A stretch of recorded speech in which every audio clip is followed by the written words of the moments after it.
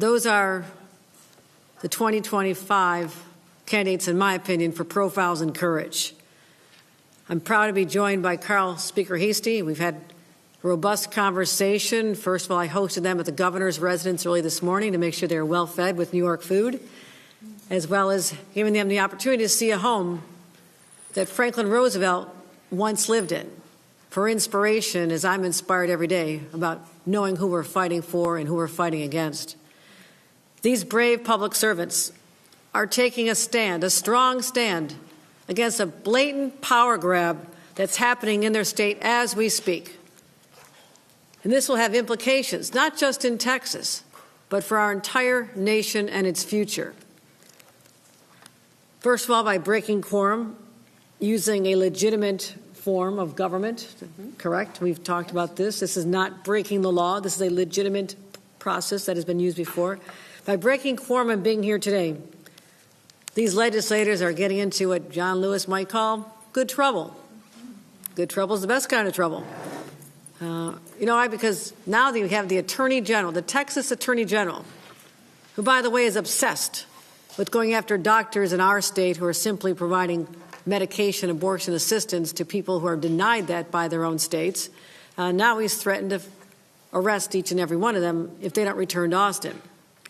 But they're being asked to return to vote for a radical redrawing of the congressional lines that were already adopted.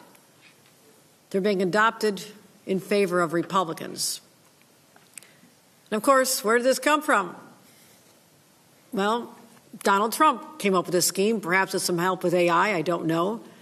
But they have literally redrawn 5 congressional districts, primarily representing communities of color that need the representation. They've drawn racist lines to disenfranchise millions of Texans. So what does this have to do with the state of New York? It's a good question. I'll tell you this. The last 6 months, Donald Trump and his cowardly Republican enablers have pursued an agenda that has destroyed all we hold dear in this country. It's harmed the American people, but also the people I represent in the state of New York. They've denied life-saving health care to millions of people. They've denied food to poor children. Why? All this to give tax breaks to their billionaire buddies. And also now they're crushing the middle class with tariffs, which are simply poorly disguised taxes. We're hearing the news today how everything is going to go up. A backpack that you could have bought for just $30 in May is now $50 for moms and dads getting ready for back-to-school shopping. That's the direct impact on New Yorkers and Americans. But also at the same time, in our states and many others, they're sending masked, armed individuals to snatch law-abiding residents off the streets as their own children scream in terror. That is happening on the streets of our great country. So people are basically disgusted. They're disgusted with this trampling of their basic human rights, rights that we've always cherished and fought for in this country. And that is precisely why New York has a strong interest in what is occurring almost across the country in Texas. And I have news flash for Republicans in Texas. This is no longer the Wild West. We're not going to tolerate our democracy being stolen in a modern-day stagecoach hoist by a bunch of law-breaking cowboys. Americans don't want a system that's stacked against them. They believe in fairness. It's fundamental. And I'll tell you this, they're done with the chaos. They're done with the cruelty. And I would say they're ready to vote Republicans out of power in Washington, certainly in the upcoming 2026 elections. Republicans know this. They've seen the polls. They know they're sliding downhill because Americans are rejecting their policies. So this is why they're fighting. They know they'll lose the elections, but to subvert the will of the people, they're hell-bent on rigging the system. Rigging the system is un-American. Congressional districts are never redrawn mid-decade as they are. But here they are, flagrantly breaking the rules so they can hold on to power. And with that power, they're going to inflict even more pain. And they'd rather eliminate fairness in the system than to proceed knowing they're going to lose. They'd rather silence voters than serve them. From my perspective, to refuse to stand up and fight for our democracy as we are joining in solidarity with our friends from Texas means one thing. You won't fight for democracy, you're doomed to lose it. For almost 250 years, our democratic experience has been fought for, and it's endured. As governor of a state where many of those early battles took place, we're commemorating them next year. Those battles for freedom were here. That's why I cannot stand by and let this happen while Donald Trump and his co-conspirator, Greg Abbott, erode our democracy and drag us toward authoritarianism. Now, what Texas and Republican states are doing at the direction of Donald Trump, I say is nothing short of a legal insurrection against our Capitol. Legal meaning they're using the legal process. Does not mean it's legal, and it must be stopped. If Republicans are willing to rewrite these rules to give themselves an advantage, then they're leaving us no choice. We must do the same. There's a phrase, you have to fight fire with fire. That is a true statement of how we're feeling right now. And as I've said, another overused but applicable phrase, all's fair in love and war. That's why I'm exploring with our leaders every option to redraw our state congressional lines as soon as possible. Our state legislative leaders, Carol Heastie, Majority Leader Andre Stewart-Cousins, they're on board, as are their members. We're already working on a legislative process, reviewing our legal strategies, and we'll do everything in our power to stop this brazen assault. As I mentioned, these are profiles in courage sitting with me here today. They left their homes, left their families, left their loved ones in a world of uncertainty. But our history is defined by people who are brave patriots, who will not accept the status quo, who believe they must use their voices and their positions to stand up for others. And I could not be prouder to have an opportunity to meet them, each and every one of them, and hear their personal stories. And I thank them so much for making this journey. You are on the right side of history. And you're not alone. Thank you. We are in solidarity with each and every one of you and your colleagues in another state, hosted by my great friend, J.B. Pritzker, who welcome you as well. As I said, history will judge us on how we respond to this moment. But here in New York, we will not stand on the sidelines with the timid souls on the sidelines who don't care, will not invest their heart and soul into this battle. This is a war. We are at war. And that's why the gloves are off, and I say, bring it on. With that, let me turn it over to our great speaker, Carol Heastie.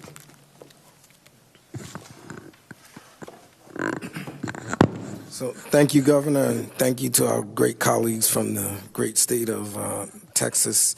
I'm a fan of something big in Texas. Everybody knows I'm one of the bigger Cowboy fans, but today I'm we're not going to go there. You cannot say that sitting next to me. I'm a Bills fan as long as they don't play against the Cowboys. But we're here for a serious moment in time, and all things are connected. Democrats and some of the editorial boards of some of the very newspapers who are here keep telling us to play fair. And it's very difficult to say play fair when your opponents are playing dirty and using every tool in their tool shed, toolbox to kind of undermine democracy. Since this guy's been sworn in, there's no respect for the Constitution. There's no respect for people. And this, what's happening in Texas is just another prime example. And what we're proposing, that maybe what we bring before the voters in 2027, hope not to have to use it. But sometimes the best way to get a bully to stop being a bully is to remind them that they could also be bullied. So perhaps the Republican members of Congress here in New York could say to their Republican colleagues in Texas, hey, slow down on this, because this can also affect us. We'd like the world to play fair. Democracy should be fair. But what we're learning, and again, we're only, God help us, 8 months into this horror movie of this presidency administration, is that big disgusting bill that they're trying to fool people that thinks is good. It's just nothing more but just another giveaway to the richest of the rich in this country. And so they're trying to fool us by saying, well, we're going to go on with gerrymander and take out Democrats, and you'll hear from my good colleague Representative Jones will tell you the members of Congress that are under attack and who they're looking to get rid of. It's just unfair. It's sickening. Like I said, it's really like being in a bad movie of just a hostile takeover of what is supposed to be the greatest country in this world. So sad that we have to be here. But I say to all of you, all of the press here, your editorial boards, keep asking us to be fair and play fair. And I think that's the wrong thing to ask us to do. So with that, I'm going to turn over to my colleague, the leader of the Democrats in the Texas House, Representative Plessa. Thank you, Governor, and thank you, Mr. Speaker. My name is Mihaela Plessa, and I proudly serve as the Vice Chair of the House Democratic Caucus and the constituents of House District 70 in Collin County. I just want to thank you for standing with us today and for your leadership. Your continued support reminds us that the fight to protect democracy is not confined to one state. The fight is for all 50, and I'm proud to stand with you. I'm joined here by my colleagues at the Texas House Democratic Caucus, public servants who came to this work not to chase power, but to protect people. I'm proud to stand beside them in this moment of national urgency. But before we get into the redistricting crisis in Texas, I want to acknowledge something else that we share in common that connects us, and that's the recent flooding that happened in both of our states. New York just experienced flooding. They put people over policies, and they declared a state of emergency. In Texas, today marks the 1-month anniversary where over 130 people died, the majority of them being children. An incident that our governor has still failed to attend any funerals for the victims. People are rebuilding their lives. Their homes have been destroyed. They're burying their children. Some of them only have the snuffies that their children were clinging on to for support. Did you guys know that there's a nonprofit that's been started in our state that's trying to help parents find those stuffed animals because it's the last thing their children had? Today on the House floor, House Republicans did not want to put flood relief, disaster relief. They didn't want to do anything for the people of Texas. They're bending the knee to President Donald Trump. The first bill put on the calendar today was a redistricting bill, an attempt to steal power. This cannot be allowed to stand.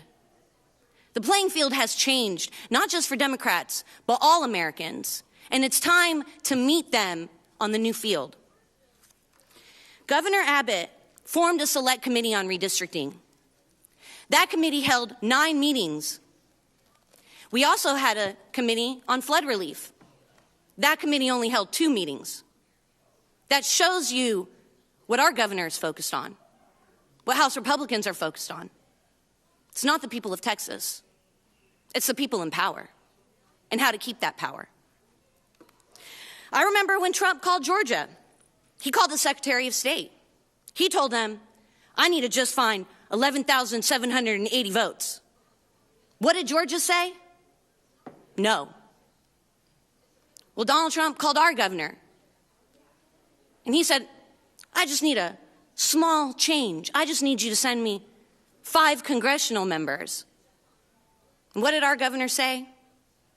Sure. Give me a minute. Coming right up. We were sent to the Capitol to serve the people, not political parties.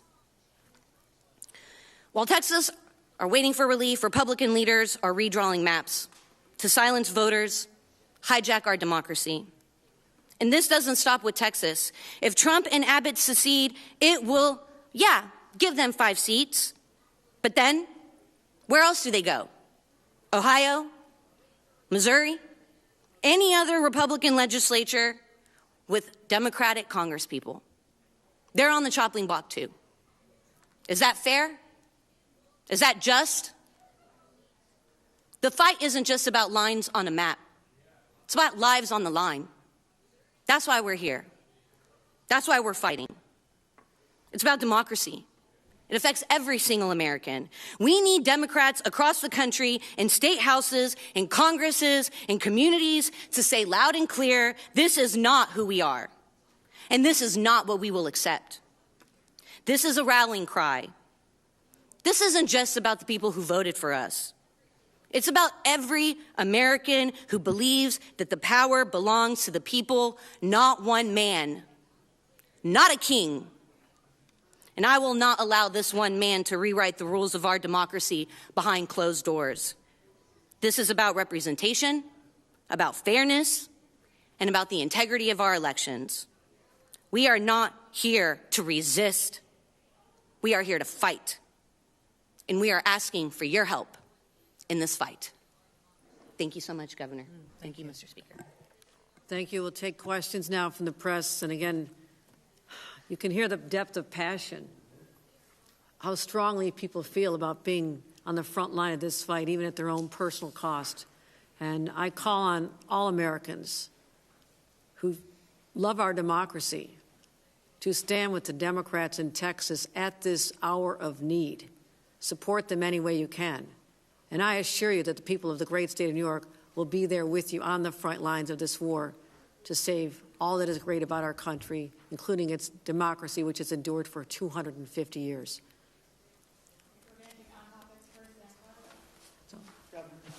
I'm curious, last decade we redid redistricting, hard to say. Do you think, given this situation where we've had these court battles, everything, that in this 2027 amendment that you may put forward, that the Independent Redistricting Commission should be disbanded or changed in some way so that you don't have to go through that again in 32? Yes. I'm tired of fighting this fight with my hand tied behind my back. With all due respect to the good government groups, politics is a political process. And to think that we're going to do this with a purity test and make sure it's completely fair to everybody involved, the reason we are able to draw the lines because we're Democrats, because the majority of people in this state selected us, elected us to be leaders.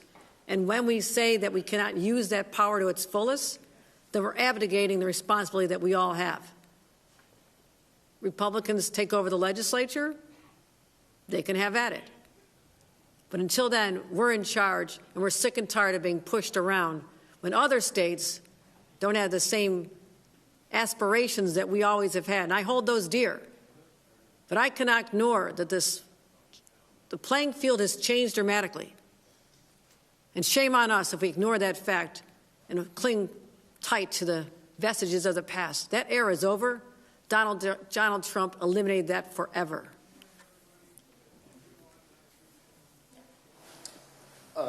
For Representative Plessa and your colleagues from Texas, what is your response to Governor Abbott, accusing you all of, possibly committing a felony by being here and not returning to Austin by this afternoon? Is it safe to say you have no immediate plans and plan to stay here indefinitely? Have you ever heard the saying, Texas says, come and get it, come and take it? That's what we're saying.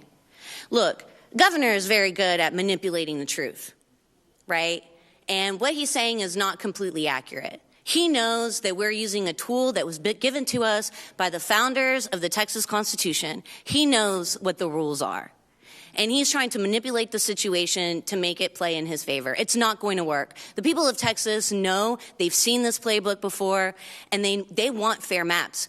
I told you, we had 9 hearings on redistricting. We had hundreds of Texans show up against these maps.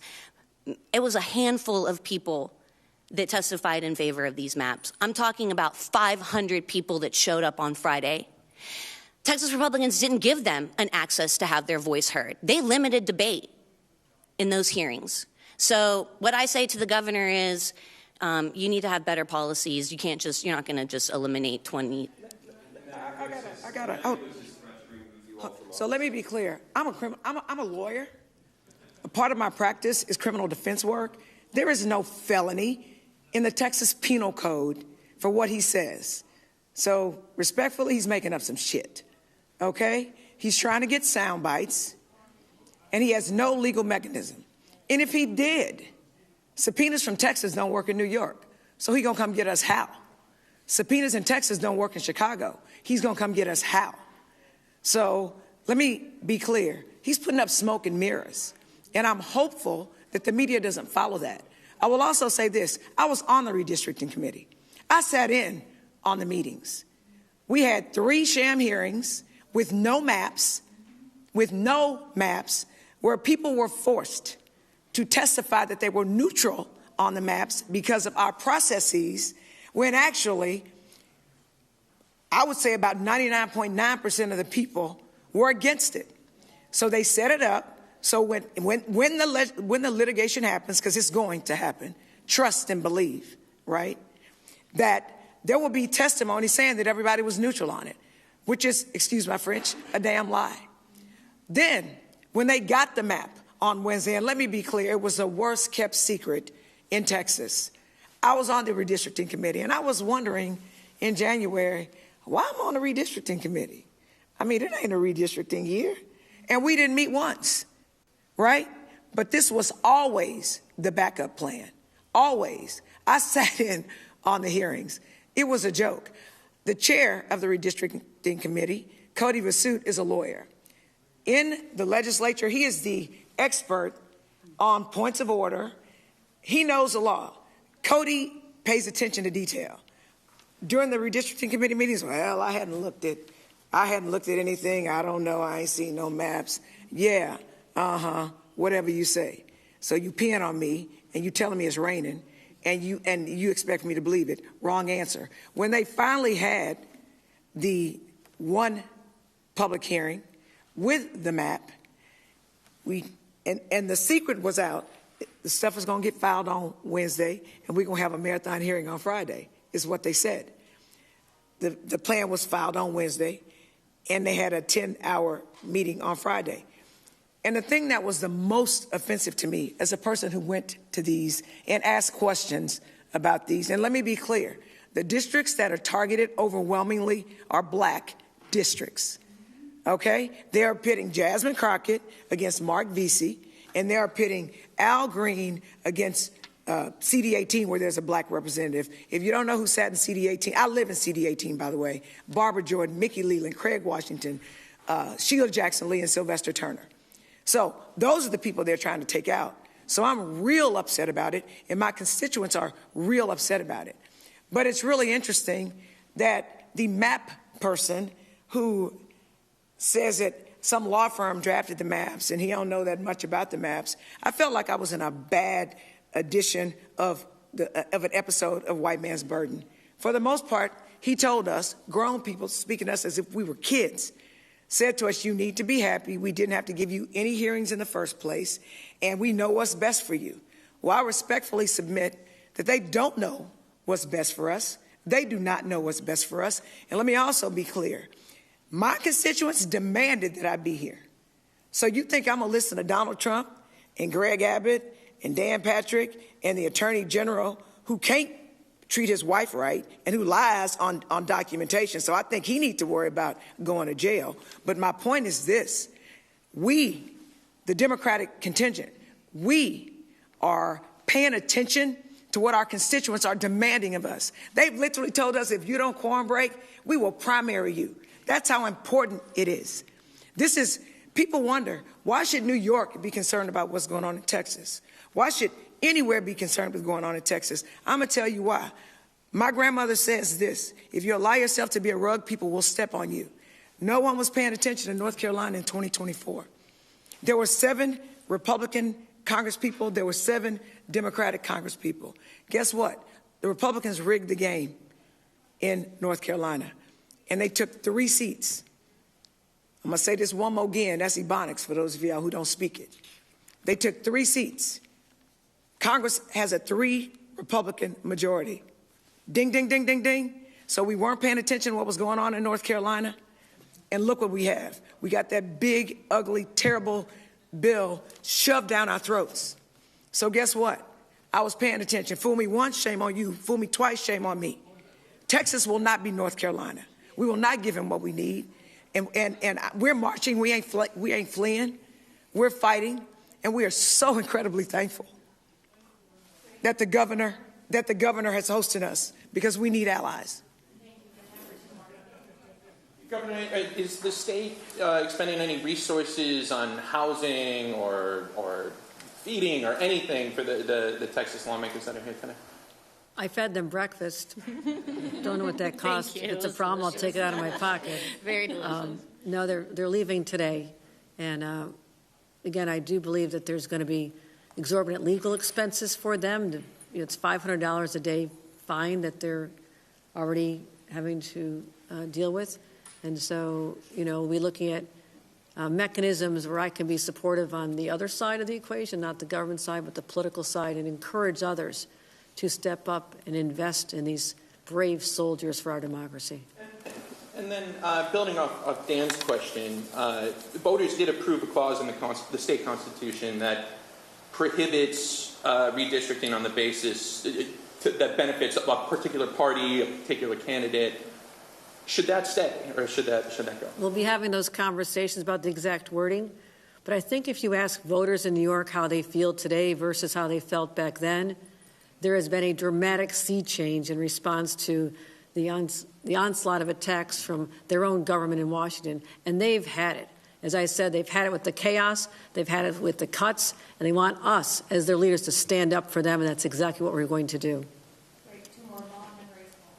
Governor, why would it be unfair to say that New York Democrats are abandoning good government and good democracy in an effort to save democracy? Well, that's an interesting question. But if that's what's called for, I will put saving democracy as my top priority at any cost, because it is under siege. Just like those who put on a uniform to fight in battles across the ages.